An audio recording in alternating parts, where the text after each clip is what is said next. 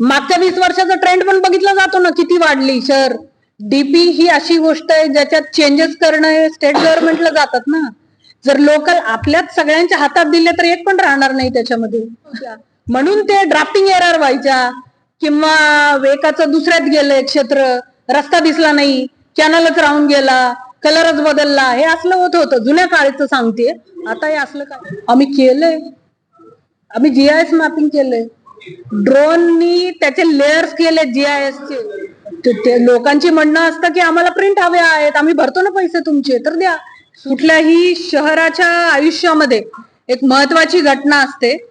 ती महत्वाची याच्यासाठी की जो काही त्याचा इफेक्ट आहे तो 20, 25 वर्ष, 30 वर्ष राहणार असतो त्या शहराच्या डेव्हलपमेंट वरती. आणि त्या शहराचा विकास कसा होणार आहे हे ती बाब किंवा तो दस्तऐवज निश्चित करत असतो. तर त्या दस्तऐवजा संबंधीची आजची प्रेस कॉन्फरन्स आहे. आपणा सर्वांना माहित आहे की सोलापूर महानगरपालिका हद्दीची जी 178.58 स्क्वेअर किलोमीटरची हद्द आहे, तर तिचे विकास योजनाचं जे आहे, विकास योजनेत कमी करा थोडा, कमी करा, विकास योजनेचा जी रिव्हिजन आहे तर ती आता होणार आहे.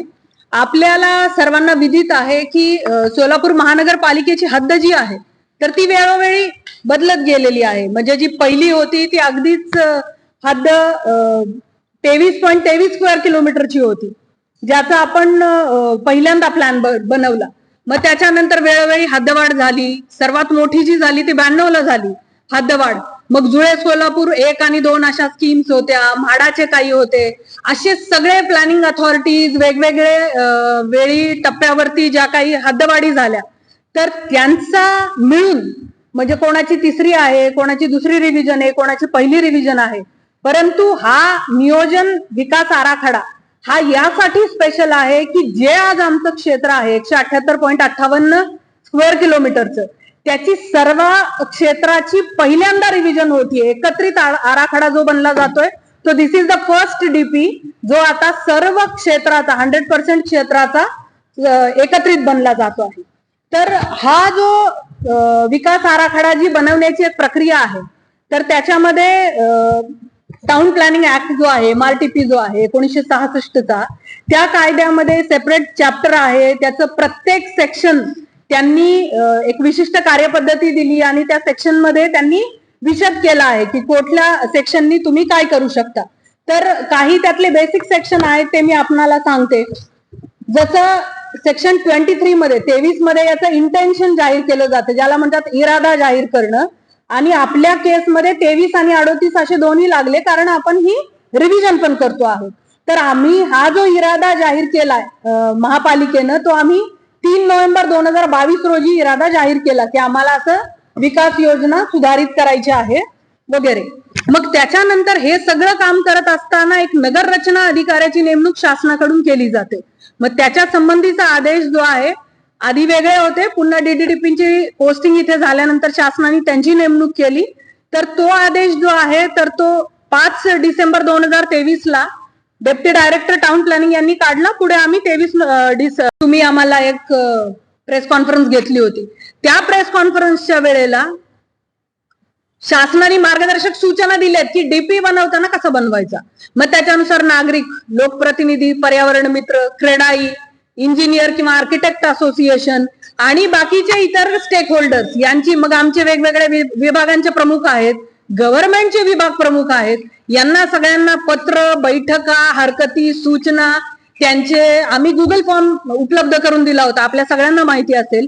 अशा अनेक बैठका घेतल्यानंतर आमच्या गुगल फॉर्मवर आम्हाला 1541 इतक्या नागरिकांच्या सूचना प्राप्त झाल्या आणि त्या आम्ही त्यांचा प्राधान्यानं हा डीपी रिवाइज करत असताना विचार केलेला आहे. आता प्रारूप आराखडा तयार करत असताना आपण कोणत्या प्रकारच्या सुविधा देतो, तर याच्यामध्ये काही मॅन्डेटरी आहेत आणि काही त्यांनी त्याचं क्षेत्र दिलेलं नाहीये की इतकं ठेवलंच पाहिजे म्हणून. तर बगीचे, खेळाची मैदानं, प्राथमिक शाळा, आरोग्य सुविधा, सांस्कृतिक केंद्र, अग्निशमन सुविधा, वाहनतळ म्हणजे पार्किंग, घन कचरा संकलन आणि व्यवस्थापन केंद्र, पाण्याच्या टाक्या, यात्रा किंवा बहुउद्देशीय मैदान, मेला ग्राउंड वगैरे म्हणतो आपण ज्याला, सभांसाठी वगैरे, दहन दफन भूमी, मनपाचं बस चार्जिंग स्टेशन, त्यांची झोन ऑफिसेस, केंद्र आणि राज्य शासनाच्या कार्यालयांसाठी जागेचं नियोजन. म्हणजे आपल्याला याच्यावरून कळेल काही 7-8च मॅन्डेटरी आहेत त्यातले.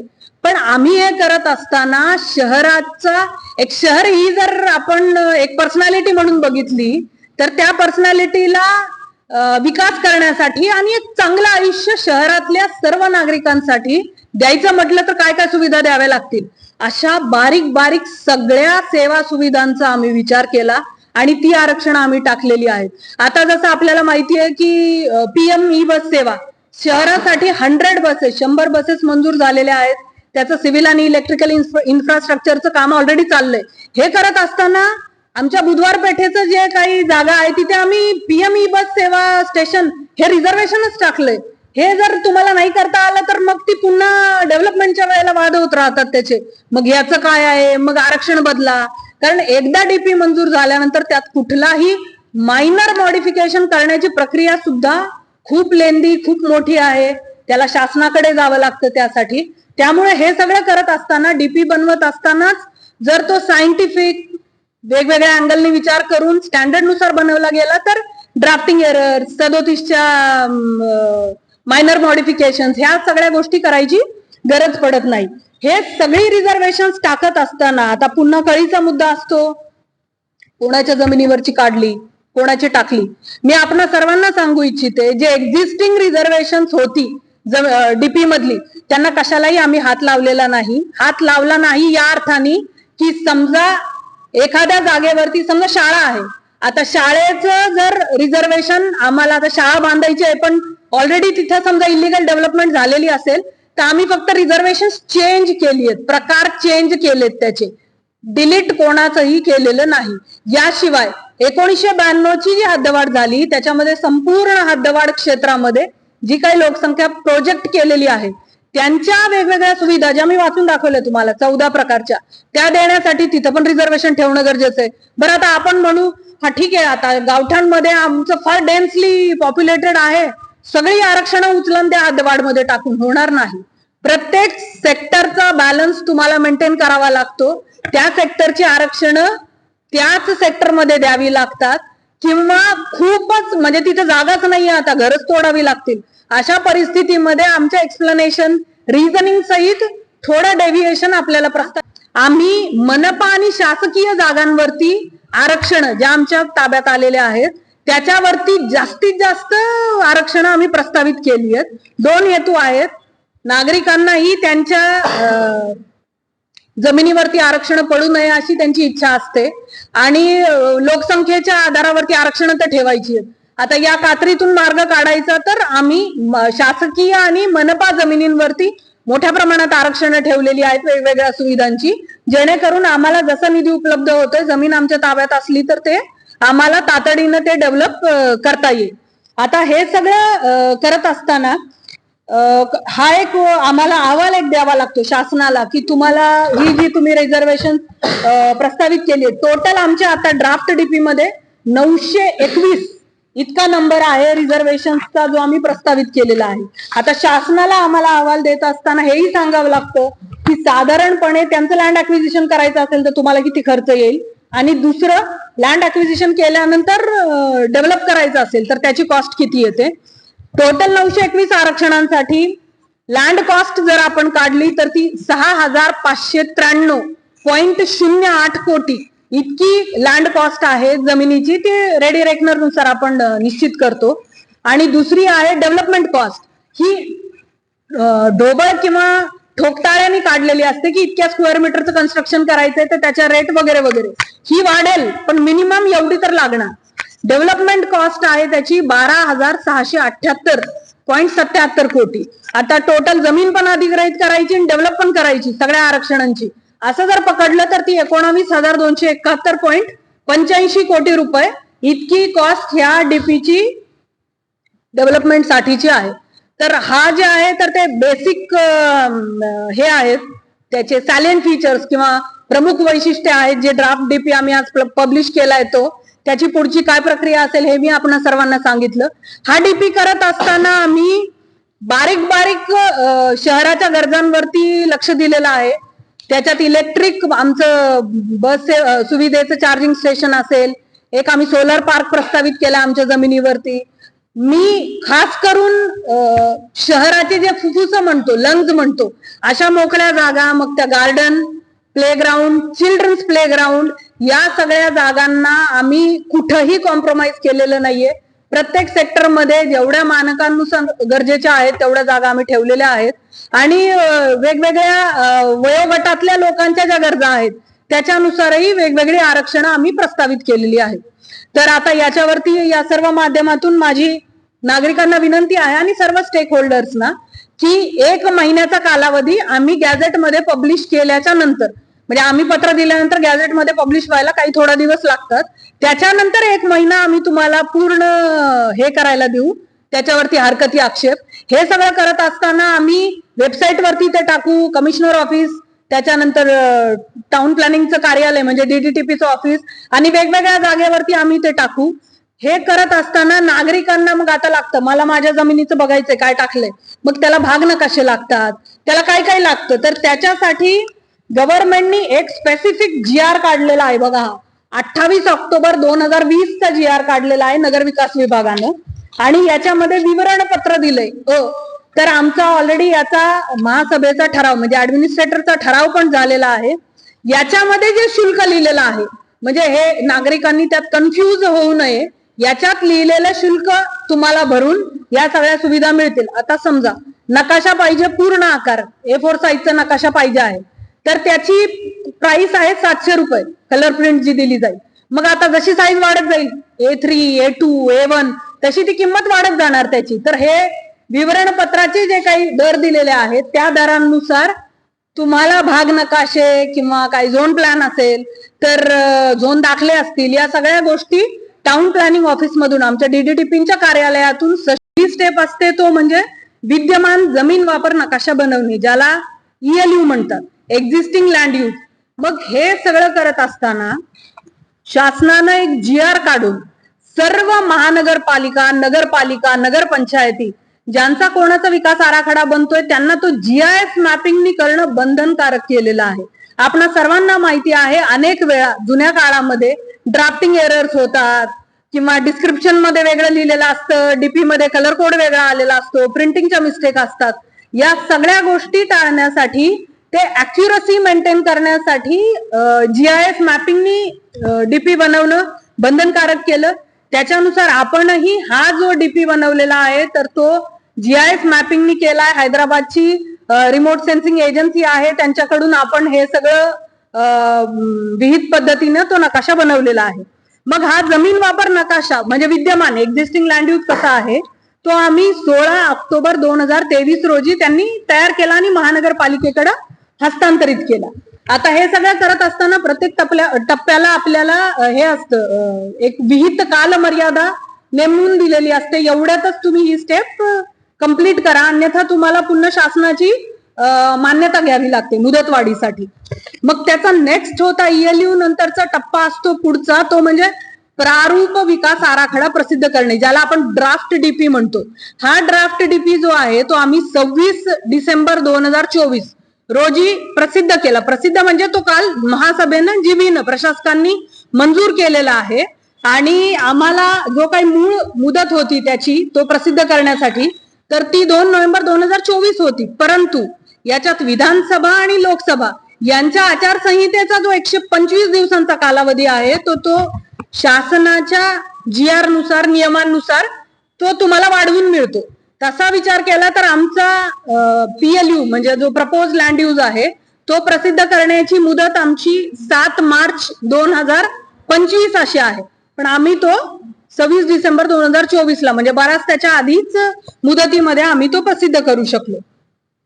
आता याच्या पुढची स्टेप अशी असते की हा जो आम्ही ड्राफ्ट DP पब्लिश केलेला आहे तर तो ड्राफ्ट DP कलम 26 नुसार प्रसिद्ध झाल्यानंतर राजपत्र जे असतं आपलं गव्हर्नमेंट गॅझेट जे असतं त्याच्यात पब्लिश करणं बंधनकारक आहे आणि तिथून पब्लिश झाल्यानंतर 30 दिवसांपर्यंत शहरातल्या सर्व नागरिकांना याच्यावरती हरकती आक्षेप नोंदवण्याचा त्यांचा अधिकार आहे. 30 दिवसांची मुदत आहे.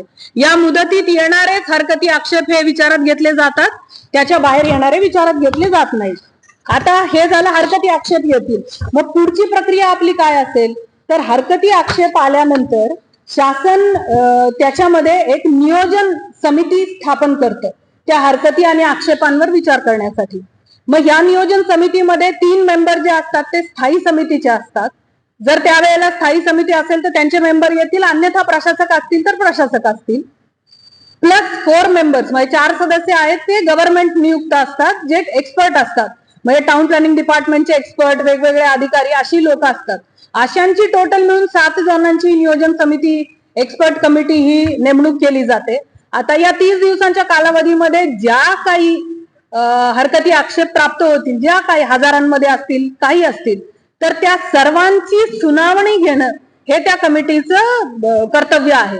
मग ते त्याच्यामध्ये एक शेड्यूल तयार करतात, वेळापत्रक.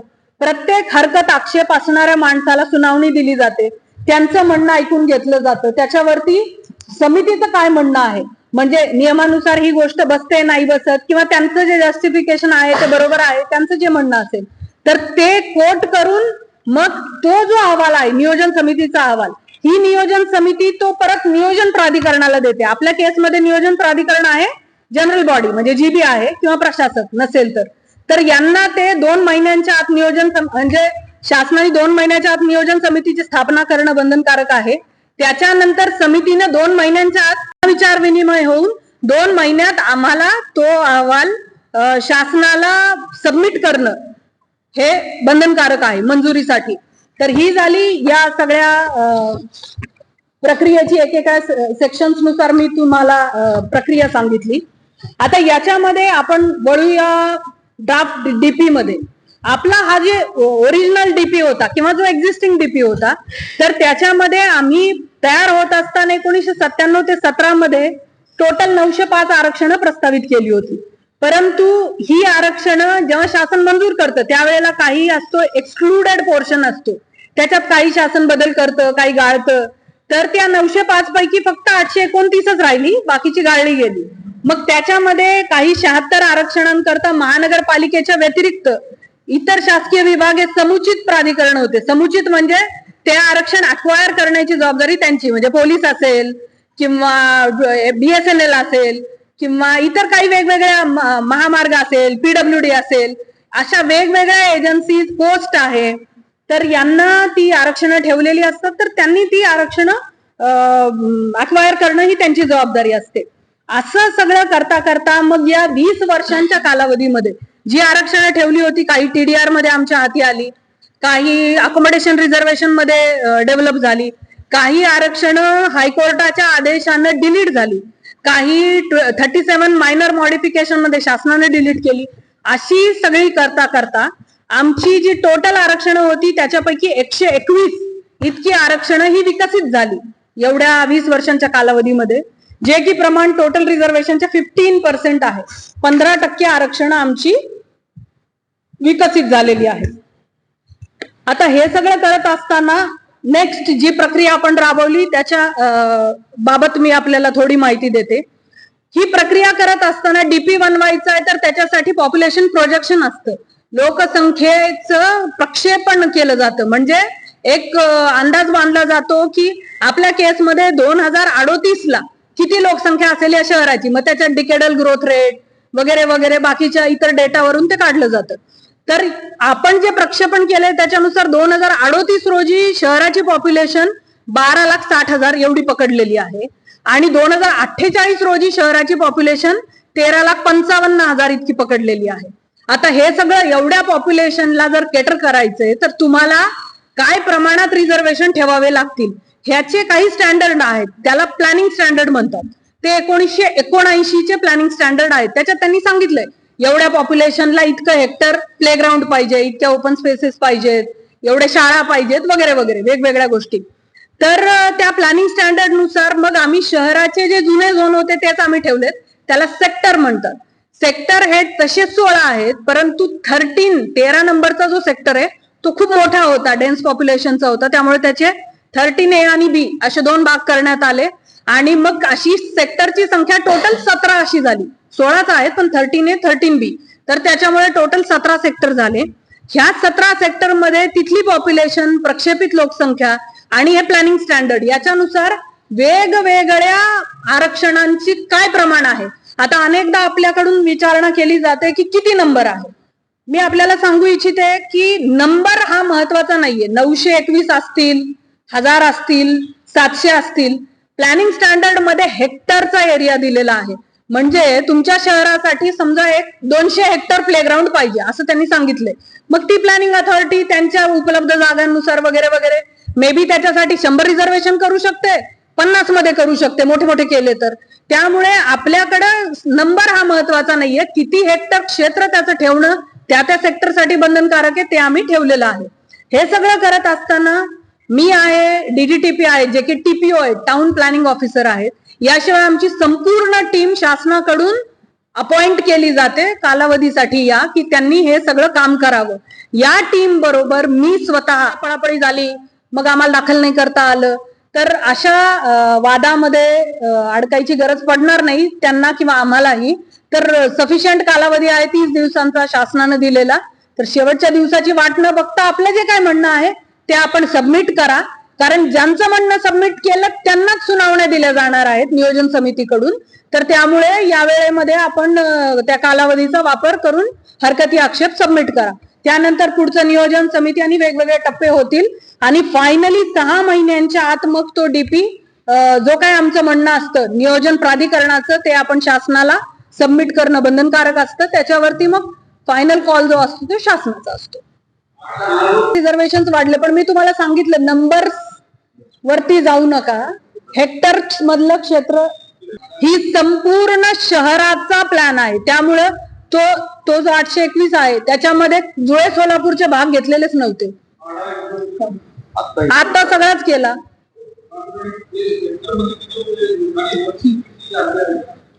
ती आता वेबसाईट वरती जाईल ना,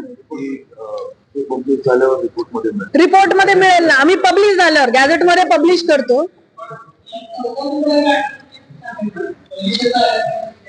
हे एरिया पाहिजे मॅन्डेटरी होते त्यांचं मी सांगते तुम्हाला. प्लेग्राऊंड आहे 273 हेक्टर, गार्डन 214, सगळे हेक्टर मध्ये आहेत आकडे. प्राथमिक शाळा 155 हेक्टर.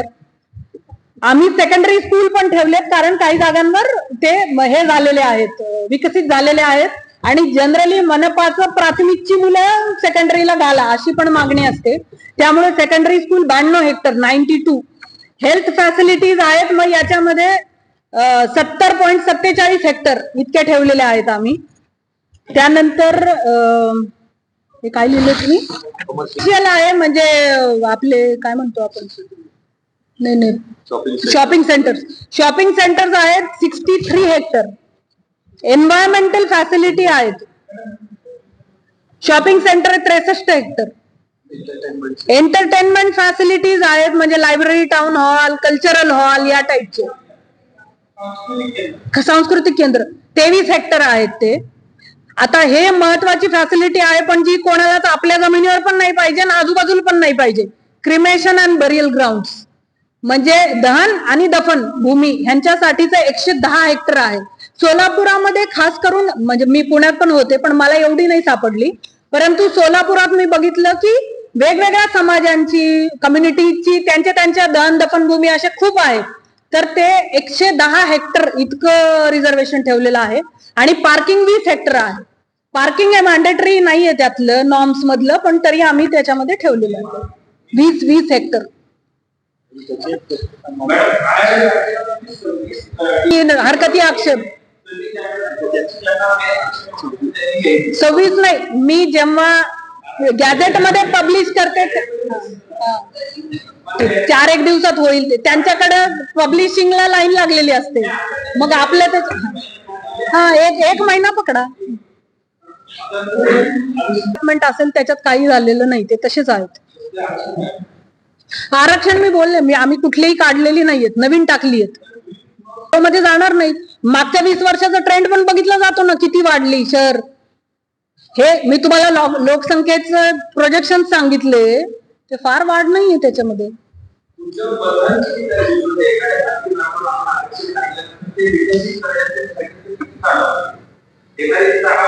आपल्याला ते 47 लोक एक 49 ची नोटीस असते, एक 127 ची असते, शासनाकडे देतात किंवा खरेदीचे म्हणतो किंवा हायकोर्टामध्ये जातात लोक की त्या नियोजन प्राधिकरणाने हे आमचं अक्वायर केलेलं नाही, इतर काही रिझननी तुम्ही ते डिलीट करा.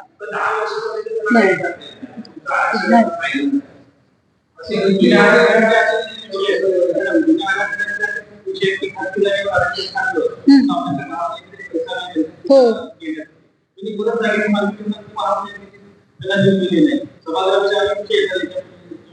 हो, मी आपल्याला तेच सांगितलं, डीपी ही अशी गोष्ट आहे ज्याच्यात चेंजेस करणं स्टेट गव्हर्नमेंटला जातात ना. जर लोकल आपल्याच सगळ्यांच्या हातात दिले तर एक पण राहणार नाही त्याच्यामध्ये. मी सांगितलं ना तुम्हाला, सांगितलं ना मी आकडा. किती आपण 15% रिझर्वेशन झाले, 15%, 121. 829. हा म्हणजे 900. पण ते रनिंग वगैरे असं काही नसतं. ऐका, आता जशी टेक्नॉलॉजी ऍडव्हान्स झाली, तुम्हाला ते नकाशे बघितले तरी कळेल हे किती क्लॅरिटीचे आहेत ते, आणि सर्वे नंबरच्या हद्दी खुणा किती क्लिअर आहेत ते आमच्याकडे जेव्हा आम्ही याला झूम करून बघतो ते तर काही पण दिसतंय, एकदम छोटा रस्त्यांच्या बाउंड्रीज पण दिसत आहे. त्यामुळं जसा जुना कालावधी होता, एवढी ऍडव्हान्स टेक्नॉलॉजी, प्रिंटिंग, GIS हे नव्हतं त्यांच्याकडे, त्यावेळेला ते थोडे मोगम होते, हद्दी खुणा इतक्या क्लिअर कळत नव्हत्या, म्हणून ते ड्राफ्टिंग एरर व्हायच्या किंवा एकाचं दुसऱ्यात गेलं क्षेत्र, रस्ता दिसला नाही, कॅनलच राहून गेला, कलरच बदलला, हे असलं होतं जुन्या काळचं सांगते. आता हे असलं काय, हे आम्ही इतक्या वेळा चेक केलेत, ह्युमन एररनी काही एखाद दुसरं राहिलं तर राहील. जी जुनी आहे ती आम्ही तशीच ठेवली आहे, फक्त काही गरजेनुसार आम्ही चेंज केलेली आहे. चेंज म्हणजे नेचर चेंज केलंय, जमीन आरक्षण खालची निघाली नाहीये की टाकलेत आम्ही. पण सगळे तर आमच्याकडेच एवढी जमीन नाही, आणि जरी असली समजा माझ्याकडे 50 हेक्टर जमीन एकाच सेक्टर मध्ये, करायचं काय त्याचं, सगळ्या सेक्टर मध्ये टाकावे लागतील ना, ते वेगळं नाही काढलेलं, रिपोर्ट मध्ये मिळतील. आम्ही केलंय, आम्ही GIS मॅपिंग केलंय, ड्रोननी त्याचे लेयर्स केले GIS चे. समजा तुम्हाला नाही ते ओपन आहे, पण जे आम्ही 25 बैठका घेतल्याचं सांगितलं, आम्ही कॅनॉलचा लेअर काढा, रस्त्यांचा लेअर काढा, ओनरशिपचा लेअर काढा, यातली SMCचा लेअर काढा, हे लेअर आम्ही काढू शकतो त्याच्यामध्ये, त्यात काही हे होणार नाही चुका. हो, पण ऑनलाईन केलं तरी लोकांना प्रिंट लागतातच ना परत. ते लोकांची म्हणणं असतं की आम्हाला प्रिंट हवे आहेत, आम्ही भरतो ना पैसे तुमचे, तर द्या. सूचना चांगली आहे तुमची, ते पण करू, पण आता इमिजिएटली 1 महिन्यात लोकांना जे लागतील ते तर आम्ही आमच्या प्रिंटरवर प्रिंट काढून देऊ. त्या हरकती म्हणजे तशा नाही, त्यांचं काही म्हणणं असतं माझ्या जमिनीवर आरक्षण टाकू नका, अशा पण आल्यात आम्हाला. मग त्याचं काय करायचं? आता त्या याच्यात येतील ना, ह्याच्यात येतील 8,000, 9,000, 10,000 आता येतील होतात लेअरला, त्याचे नाही. पण त्याचं क्षेत्र मग तेवढं आपण बाजूला काढलं ना. जर हे पा टेक्निकली मी टाकू शकते, परंतु जर कोर्टातून डिलीट झाले तर आम्ही नाही टाकले. मारुतीची स्विफ्ट अधिक सुरक्षित, 6 एअरबॅग आणि 6 रंगात. मारुतीच्या नवीन स्विफ्टचा मायलेज 25.2 किलोमीटर प्रति लिटर इतका असून त्याची किंमत फक्त 6,49,000 सुरू होते. यासोबत LED rear lamps, USB charger सह rear AC vent, wireless mobile charging, नवीन इंजिन असे अत्याधुनिक फीचर्स देखील आहेत. फ्री टेस्ट ड्राईव्ह साठी आजच भेट द्या चव्हाण मोटर्स, होटगी रोड, सोलापूर.